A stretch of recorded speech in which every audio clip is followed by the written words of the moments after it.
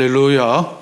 아멘. 오늘은 성숙한 사역의 세 가지 법칙 제목으로 말씀을 전하도록 하겠습니다. 이미 지나간 이전의 이야기도 되지만 그 페레토의 법칙이라는 책이 담겨있는 80대 20이라는 책으로 나왔습니다. 지금부터 한 100년 이상 전에 이탈리아의 경제학자였던 이 페레토라는 사람이 발견한 법칙이었습니다.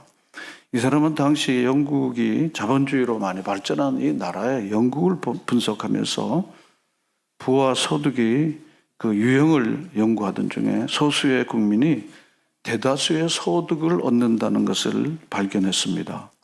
다시 말하면 인구의 20%가 전체 부의 80%를 차지하고 있다는 것입니다. 이것은 지금도 경제와 사회에 매우 중요한 일반 법칙으로 많이 통용되고 있습니다.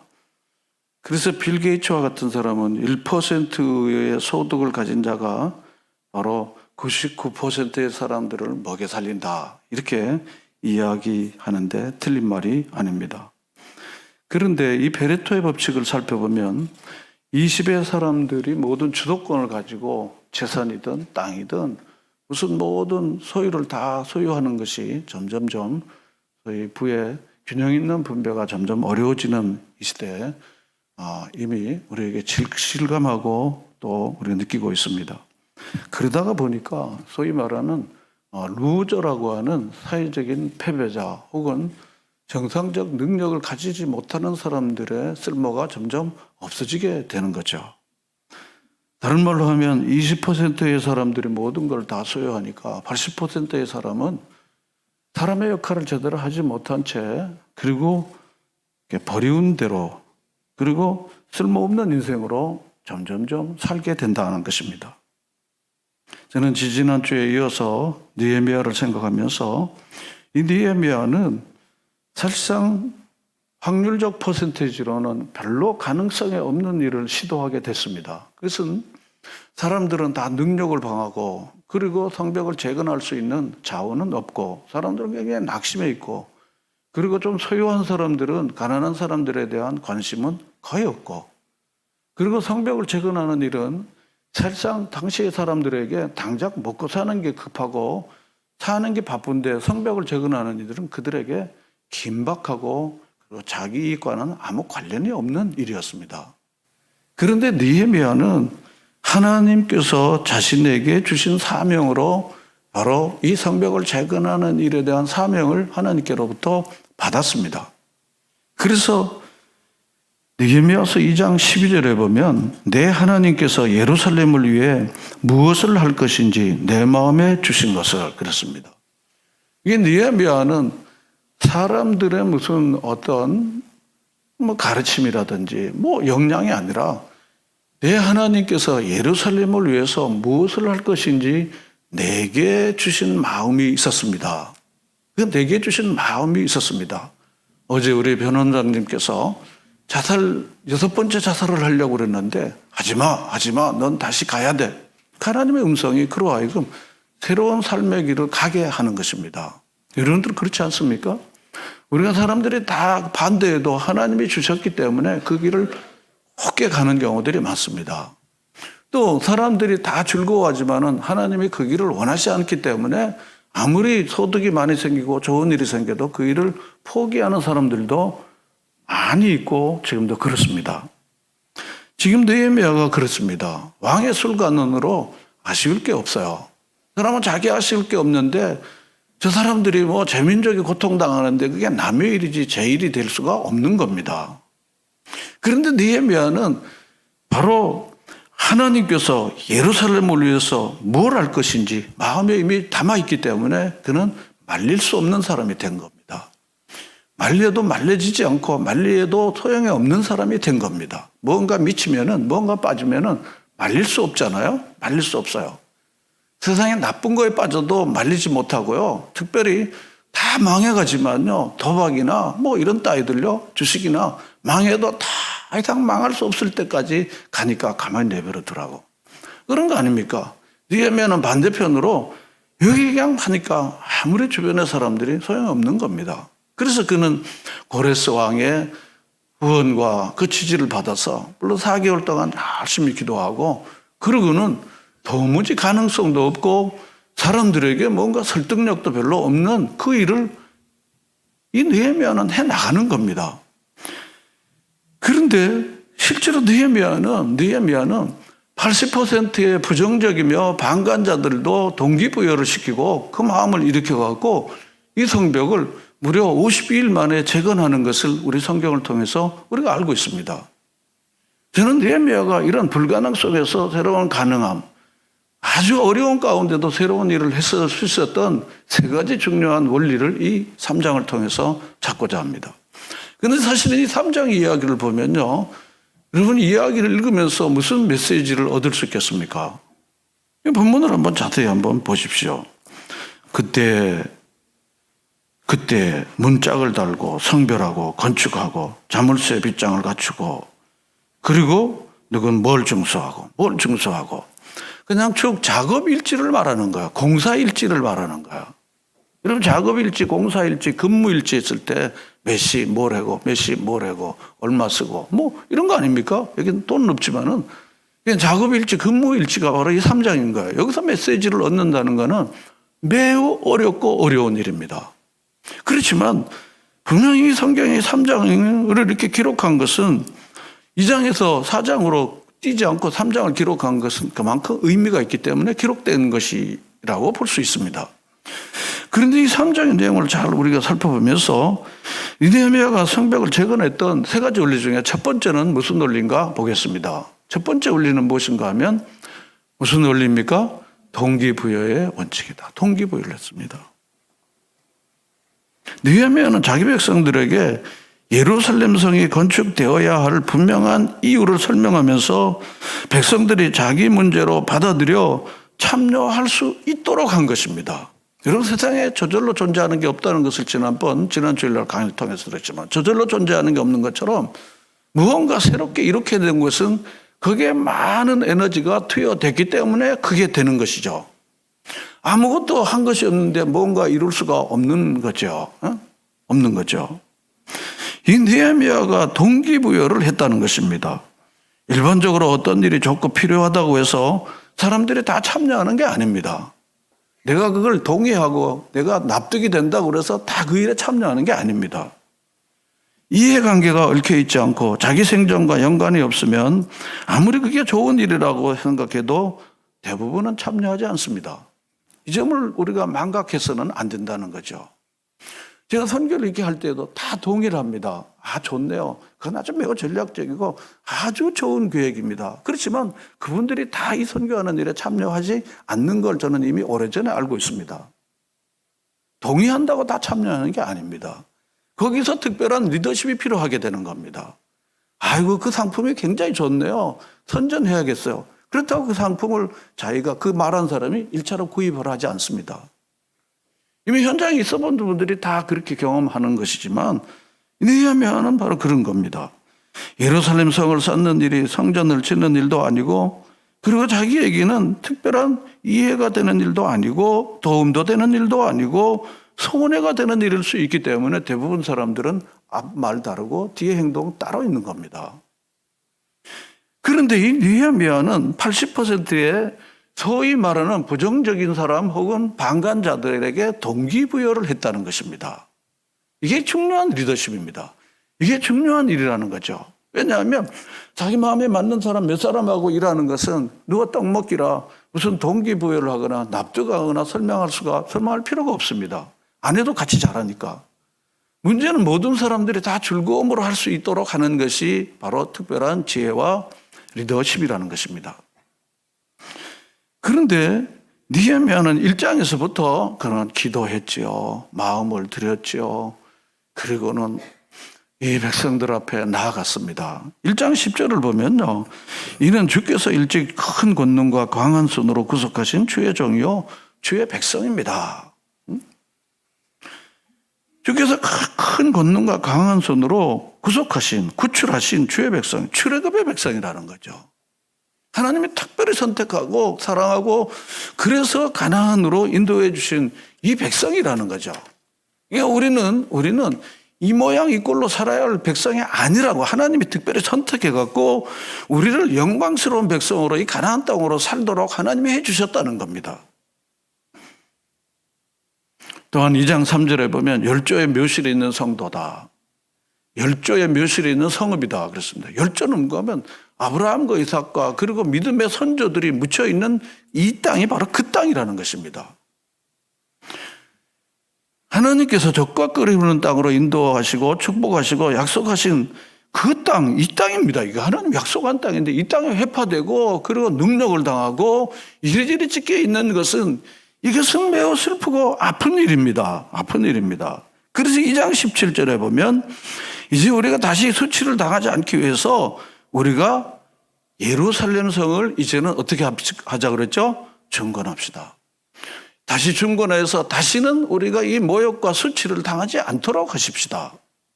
이 수치는 이제 마지막이고 다시는 이 수치를 당하지 않도록 하십시다. 자기가 수치를 당한 건 아닙니다. 이미 그는 대제국의 술 맡은 관원으로 아무런 문제도 없고 어려움이 없이 살았지만 민족의 고통을 자기 고통으로 알고 그리고 자기를 내려놓고 그리고 돌아와서 이 수치를 당하지 않도록 우리가 이 성벽을 재건합시다.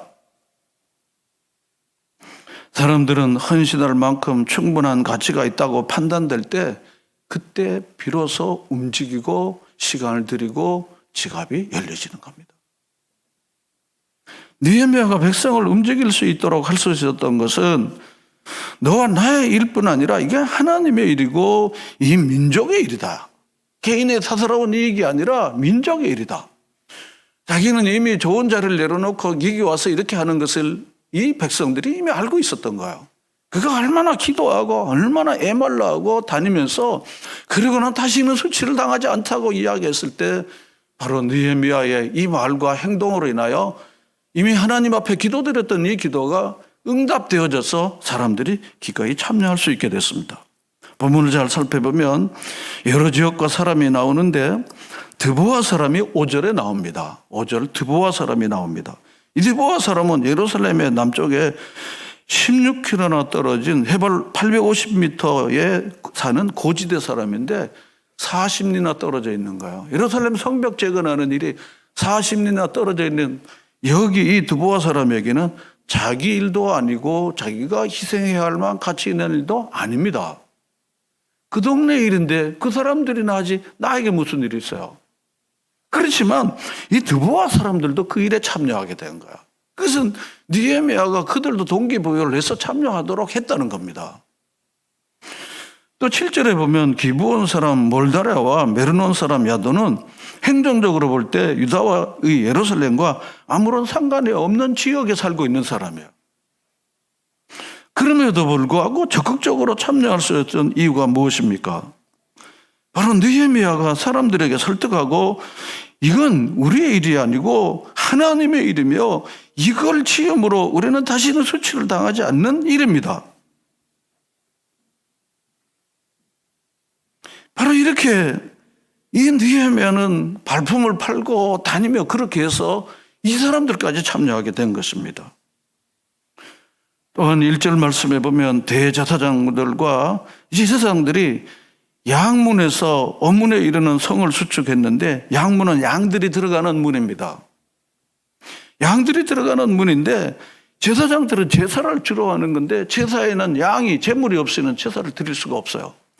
그런데 그 제사를 드리기 위해서 양들이 들어가고 하는 문을 수축하고 그것을 건축하는 일을 소위 당시 고관 관리를 할 수 있는 제사장들이 그걸 맡은 거야. 제사장들은 그냥 뒷짐지고 나가는 사람들이지 굳이 그렇게 하는 사람들이 아니었습니다. 느헤미야는 그들이 당신들이 제사를 효율적으로 하기 위해서 이 양의 문은 당신들이 수축하는 것이 좋겠습니다라고 설득했고 제사장들은 그걸 받아들였고 그리고는 이 제사장이 자기 신분을 내려놓고 그 일에 육체노동의 일을 참여하게 된 겁니다. 동기부여를 통해서 얼마나 효율적으로 일이 이루어졌는지 모릅니다. 그래서 여기 말씀해 보면 계속해서 다음에는 계속해서 작고 큰 일을 한 사람들의 이야기가 3장 전체 이야기가 그건 것입니다. 사람들은 무언가 동기부여가 되지 않고, 그리고는 사람들이 그 마음에 내가 꼭 해야 되겠다, 내 시간과 그리고 물질을 들여서 할 만한 가치 있는 일이라고 확정이 돼도 돌아서고 나면은 또 다시 원위치로 되는 것이 일반적인 일입니다. 아무리 아멘해도 돌아서고 나면은 노면이고, 아니 지금 형편이 안 됩니다. 이게 사람입니다. 제가 30-40년 겪었잖아요. 이게 바로 사람의 형편입니다. 그러므로 정말로 동기부여하고 이 사람들과 함께 하는 일은 정말 성령의 도우심이 아니고는 이루어질 수 없다고 하는 것입니다. 최근에 저는 주목해서 이 우크라이나의 젤렌스키 대통령을 계속해서 저는 하나의 좋은 롤 모델로 관찰의 대상으로 제가 살펴봅니다. 그런 우리가 잘 아는 것처럼 코미디언 출신입니다. 그런 대통령이 될 때도 지지율이 20% 이하에 되는 초기에도 이런 지지율은 사실 없는 겁니다. 그리고 저게 뭘 대통령을 할 수 있을까? 인기 때문에 대통령이 됐지 할 수 있을까? 그러는데, 그리고는 러시아의 침공 이후에 그의 지지율은 더 이상 올라갈 수 없을 정도로 올라간 걸 우리가 압니다. 그는 미국을 움직이며 유럽연합의 모든 나라들을 움직이고 동기부여를 시키는 위대한 인물이 됐습니다. 뭘 보내주십시오. 맡기는 것도 아니에요. 돈 주고 사도 미국이 안 파는데, 근데 몇 대 얼마를 보내주십시오. 이게 바로 젤렌스키가 맡겨놓은 것도 아닌데 할 수 있었던 건 뭡니까? 그는 나는 기회였습니다. 미국이 그에게 제안을 했잖아요. 당신은 비행기를 타고 지금 러시아가 침공하기 때문에 죽으니까, 그러니까 당신은 떠나라고 했을 때, 바로 이 젤렌스키가 어떻게 한 걸 우리가 다 기억하지 않습니까? 나에게 필요한 것은 탈출용 비행기가 아니라 우리 민족, 우리나라를 살리기 위한 포가 필요합니다. 포를 보내주십시오. 그리고는 그는 처음에 넥타이를 다 벗어버리고 지금은 전형적인 전투복으로 언제든지 많은 사람들 앞에 나타납니다. 그리고 그의 헌신과 그의 태도는 사람들에게 동기부여를 일으키고, 그리고는 계속해서, 그리고 외국의 사람들까지 참여하는 전쟁에 참여도록, 그리고 국민들이 계속해서 참여하고, 얼마나 많은 우크라이나 여성들이 전쟁에 참여하는 걸 봅니다. 강제 징집을 하는 러시아와 얼마나 대조가 됩니까? 동기부여가 이만큼 중요하다는 것입니다. 지도자의 한 사람이 헌신과 그 희생과 수고가 얼마나 중요하다는 것을 우리에게 하나로 보여주는 게 아닙니까?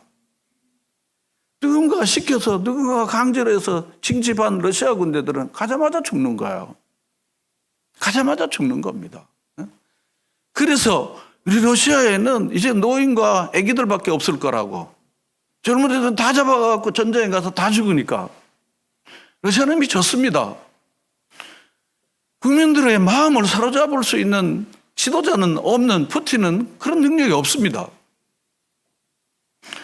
여러분, 무슨 일을 하기 전에 내가 그 일을 하기 위하여 얼마나 희생했는지, 내가 얼마나 기도했는지, 내가 얼마나 그거를 위해 내 몸을 던지는지를 살펴봐야 합니다. 느헤미야는 바로 동기부여를 할 수 있었던 것은 입심이 좋아갖고 말빨이 좋아서 된 게 아니라는 것을 우리가 알지 않습니까? 젤렌스키가 말 잘해서 그렇지 않는 것을 우리가 아는 것입니다.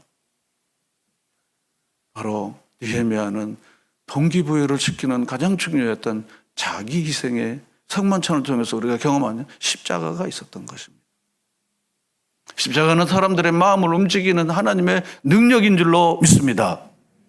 자기 부인과 자기 수고가 자기 희생이 없이 누군가가 뭔가 되려고, 제가 교도소 선교하는 분에게 그랬습니다. 잔돈푼으로 아이들을 구원하는 일은 안 됩니다. 제가 그랬어요.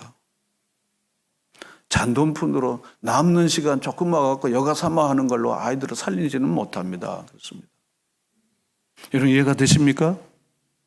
그것은 자기 만족은 되고 내가 봉사했다고 구제했다고 자기 만족은 되지만 사람을 살리는 일에는 별로 효과가 없습니다. 나중에 너무 큰 깨달음을 얻었다는 거예요. 그걸 몰랐다는 거죠. 남은 시간, 은퇴하고 남은 시간 허들에 돈 몇 푼 들이면 애들이 다 돌아올 줄 알았다는 거죠. 느헤미야는 바로 그런 희생을 통해서 동기부여를 일으켰다는 것입니다. 그래서 사람들이 다 모두 그 80%의 사람들이 다 참여하게 된 것입니다. 둘째는 무엇입니까? 현실적으로 불가능해 보였던 예루살렘을 건축할 수 있었던 두 번째 이유는 무엇입니까? 연합의 원칙이었습니다. 연합했다는 것입니다. 여기 3장에 보면 15가지 이상의 직업이 나오고 75명의 사람들이 등장합니다. 사람마다 고유한 맡은 일이 있고 또 각자의 일이 다른 일과 모자이크처럼 서로 이렇게 맞물려 연결되어 갖고 성벽이 이렇게 다 재건됐습니다. 지도 한번 올려주실까요? 바나나처럼 생겼습니다. 이 성벽일 동안에 저기 오른쪽 그런 놔두고 이게 이렇게 생긴 겁니다. 지금 이게 각 둘레마다 이 성읍마다 다 75명의 사람들이 각 순간순간마다 자기 역할을 감당한 것입니다. 자기 역할을 다 감당했습니다. 그래서 전체 성벽은 42구역으로 나누고 10개의 문과 4개의 망들을 다 세워졌는데, 그런데 오늘 본문 말씀에서 계속해서 이제 내려주시고 계속해서 우리가 반복되는 표현을 보면요, 그게 뭔가 하면 다음은 그 다음은 그겁니다. 자, 여러분 보실까요? 2절의 시작은 뭘로 시작합니까? 그 다음은. 2절에 그 다음은 그렇습니다. 4절에 뭘로 시작합니까? 그 다음은. 5절에 뭘로 시작합니까? 그 다음. 이하 동문입니다. 계속 그 다음은 그럽니다. 그렇게 75명의 사람들이 자기 부여의 책임을 가지고, 그리고는 한 명도 예외 없이 거기에 다 모두 참여했다는 것입니다. 그런데 본문의 말씀을 우리가 좀 더 자세히 살펴보면 대제사장과 제사장들이 나오는데, 예배가 우선인 사람들이 육체노동에 익숙치 않았습니다. 그 사람들은요. 육체노동에 익숙치 않은 사람들이, 소위 화이트 칼라 사무일에 있은 사람들이 육체노동을 하려면 굉장히 어렵고 잘 안 되고, 그리고 잘 안 됩니다. 그리고 잘 안 합니다.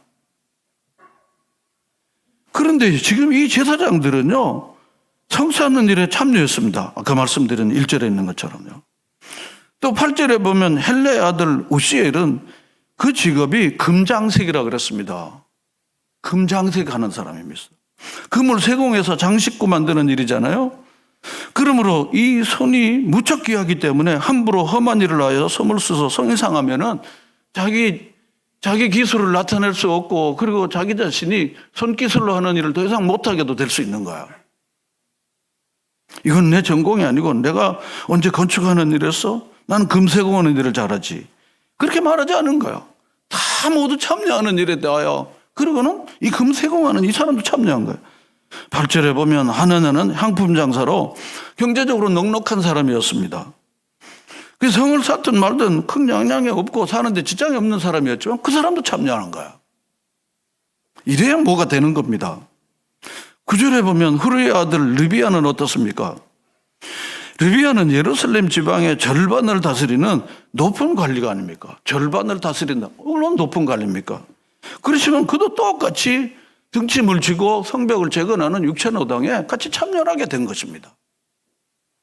뿐만 아니라 여성들이 굉장히 약하고 연약하지만 본문에 살펴보면 여성들도 그 일에 참여하게 됐다는 것입니다. 아무 이유가 달지 않고 자기 입장과 생각을 주장하지 않고, 그리고 다 모두 같은 마음을 가지고 그 일에 참여하는 연합의 원리가 이루어졌다는 것입니다. 전도서 4장 9절부터 12절까지 올려줄까요? 다 같이 읽어보겠습니다. 두 사람이 한 사람보다 나음은 혹시 저희가 넘어지면 하나는 그 친구를 붙들어 일으키려니와 홀로 있어 넘어지고 붙들어 일으킬 자가 없는 자에게는 화가 있으리라. 두 사람이 함께 누우면 따뜻하거니와 한 사람이면 어찌 따뜻하랴. 한 사람이면 패하겠거니와 두 사람이면 능히 당하나니 세 겹줄은 쉽게 끊어지지 아니하니라. 아멘. 바로 연합을 말하는 것입니다. 연합. 예수님께서도 교회를 그리스도의 몸이라고 말씀하셨습니다. 그래서 몸 안에 있는 지체들이 서로 상합하고, 그래서 온전한 몸을 이루어낼 수 있다라고 말씀했습니다. 그러므로 눈이 혹은 귀가 손이나 발더러 몸에 붙지 아니하였으니 넌 별로 가치가 없어, 이렇게 말할 수 없다고 바울은 매우 이해하기 쉽게 말해주고 있는 것입니다. 그러므로 잘하나 못하나, 익숙하나 익숙하지 않아, 좀 부하나 가난하나 남자나 여자나 할 것 없이 다 이 일에 다 같이 참여했다는 것입니다. 우리는 때때로 우리가 무슨 일을 하려면은 난 그건 할 줄 몰라. 난 그런 거 해본 일이 없어. 이렇게 하고 빠지는 사람들이 많으니까 잘 안 되는 경우들이 많고 두 사람, 세 사람, 혹 두 사람이 늘 그 일을 그냥 하는 거야. 그리고 안 하는 사람들은 자기 일이라고 생각하지 않기 때문에 계속해서 하는 사람은 지금 11월 달 되면은 전 내년부터는 안 할랍니다. 너무 힘들어요. 이렇게 말하죠. 그냥 그 사람이 늘 계속 하니까.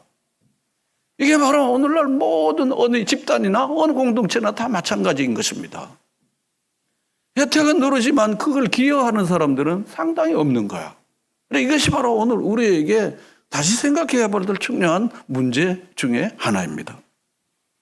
연합의 원리, 그것이 바로 가능하게 한 것입니다. 세 번째로는 예루살렘이 현실적으로 정말 이룰 수 없는 불가능해 보였던 일들이 이루어질 수 있었던 것은 격려와 칭찬의 원리입니다. 여기 수많은 사람들, 75명의 사람들의 이름을 구체적으로 기록한 이유가 뭡니까? 그들의 후손들에게 너희 아버지가, 너희 할아버지가 이 성벽 재건하는 일을 참여했어. 이걸 너희 할아버지가 한 거야. 너희 증조 할아버지가 한 거야. 너희 집안이 이렇게 해준 거야 라고 격려해 주려고 이걸 구체적으로 기록하고 성경에 남아있는 것입니다. 그런데 본문에 보면요, 오기도 티가 있다고 5절 하반절을 우리 같이 볼까요? 5절 다 같이 읽겠습니다. 다음은 드고아 사람이 증조하였으나 그 귀족들은 그들의 주인들의 공사를 분담하지 아니하였으며, 오게 티입니다. 그 귀족들은 주인의 공사에 분담하지 않았다는 것은 참여하지 않았다는 겁니다. 이런 기록들이 왜 남아있었을까? 왜 남아있었을까? 굳이 안 하는 사람들은 전에나 이제나 안 하는데 굳이 안 했다고 이렇게 기록하는 이유가 뭘까? 다 모두 기쁨으로 했는데 바로 이런 사람들도 있다는 것을 알려주는 의미가 있지 않을까 해서 기록되어졌다고 생각합니다. 특히 20절에 보면 바룩을 가리킬 때 힘써 그렇게 말했습니다. 대강하는 사람이 있지만 힘써 하는 사람들이 있습니다. 힘써 했던 사람이 있습니다. 그래서 칭찬과 격려를 해주고자 싶어 한 것입니다. 이번에 봉화 아연광산에 광부 두 분이 매몰사고로 있다가 정말 감사한 일이 바로 221시간 동안 갇혀 있다가 그러고는 극적으로 건강한 몸으로 구조되게 됐죠. 얼마나 좋은 일인지 몰라요.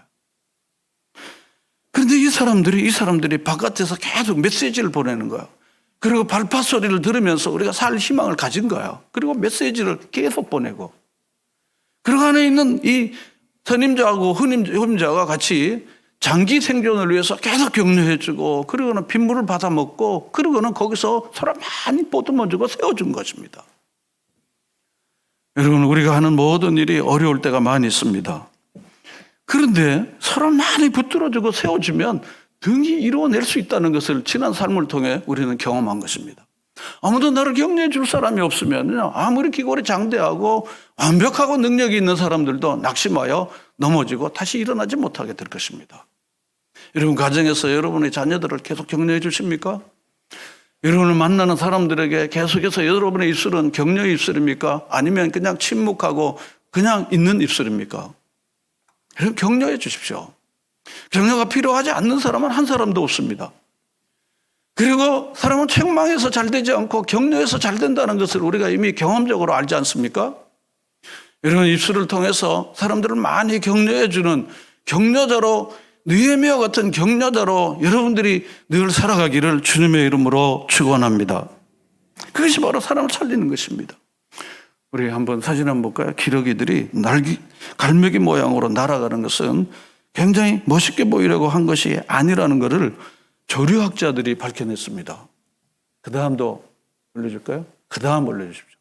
네, 주십시오. 갈매기 모양으로 날아갈 때 71% 더 날아갈 수 있다고 합니다. 맨 앞에 날아가는 새가 뒤따라오는 새가 받을 공기저항을 줄여준다는 것입니다. 그리고 기러기가 날면서 우는 이유는 뒤에 따라가는 새가 앞서가는 새를 격려하는 것이라고 합니다. 뿐만 아니라 한참 날다가 힘들면 앞서가던 새와 자리를 바꿔 먼 여행을 할 수 있다고 합니다. 한 마리가 이상이 생기면 다른 두 마리가 같이 내려와 있다가 다른 때에 흡수되어 다시 날아간다고 합니다. 바로 이와 같은 대여를 이들이 뭐 굳이 보기 좋으려고 에어쇼 하는 것처럼, 에어플랜 그 비행기 쇼 하는 것처럼 잘 보이려고 하는 게 아니라 이들이 서로 세워주려고 이렇게 갈매기 모양을 가지고 계속해서 날아간다고 하는 것을 제가 자료를 통해 봤습니다. 내려주시겠습니까? 오늘 우리는 얼마나 격려하는 사람으로 살아가십니까? 저는 계속해서 지나가면서 여러분, 하나님의 일을 정말 진실로 잘하기를 원하지 않습니까? 하나님의 사람이 정말 되기를 원하지 않습니까? 그러므로 하나님의 위로를 여러분들이 지금보다 훨씬 더 많이 받으시기를 바랍니다. 하나님은 우리를 많이 위로해 주시고 격려해 주시는 분이십니다. 사랑도 받아본 사람이 사랑하고요, 고기도 먹어본 사람이 고기를 먹는다고 그러지 않습니까? 칭찬도 받아본 사람이 칭찬해 주는데요, 세상에는 사실 부모건 뭐 직장인 간의 칭찬과 격려보다는 눈총과 책망이 더 많은 시대를 살고 있습니다. 그런데 하나님은 우리에게 언제나 격려해 주셔요. 잘했어. 너만큼 잘하는 네가 없더라. 넌 참 잘하고 있구나. 하나님의 격려를 여러분들이 기도하면서 여러분 많이 주님의 격려를 많이 받으시기를 바랍니다. 그 주님께서 우리에게 주신 격려만 있으면요, 누구든지 여러분들도 쉽게 입을 열고 여러분의 밝은 모습으로 사람들을 격려해 줄 수 있을 것입니다.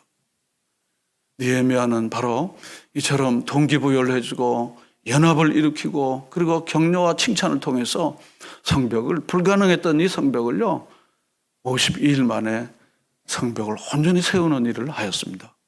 여러분, 완주자로 아름다운 흔적을 남기는 인생을 살아가는 여러분 모두가 되시기를 바랍니다. 그럭저럭 사는 인생이 아니라 우리의 지나간 발걸음을 통해서 우리 자녀들이 우리 아빠가 해놓은 거라고, 우리 부모님이 해놓은 거라고, 우리 부모님이 남겨진 유산이라고 여러분 이렇게 말할 수 있는 아름다운 영광스러운 삶을 살아가는 저와 여러분이 될 수 있기를 바랍니다. 기도하겠습니다. 할렐루야. 좋으신 하나님 아버지, 성숙한 사역의 세 가지 원칙을 오늘 3장을 통해서 말씀을 전했습니다. 하나님 아버지, 동기부여에 능한 사람으로 우리를 세워주시고, 하나님 아버지, 연합을 잘 이루는 사람으로 우리를 만들어 주시옵소서. 하나님 아버지, 칭찬과 격려의 달인들이 되어지는 저희들이 되게 해 주시옵소서. 그냥 넘어가지 아니하고 고맙습니다, 감사합니다, 잘하셨습니다, 하나님 이렇게 격려해 줄 수 있는 입술과 그리고 마음과 태도가 있는 우리 모두로 만들어 주시옵소서. 하나님, 그리하여서 모든 사람들이 즐거워하고 기뻐할 수 있도록 주여 우리를 세워 주시옵소서. 예수님의 이름으로 기도하옵나이다. 아멘.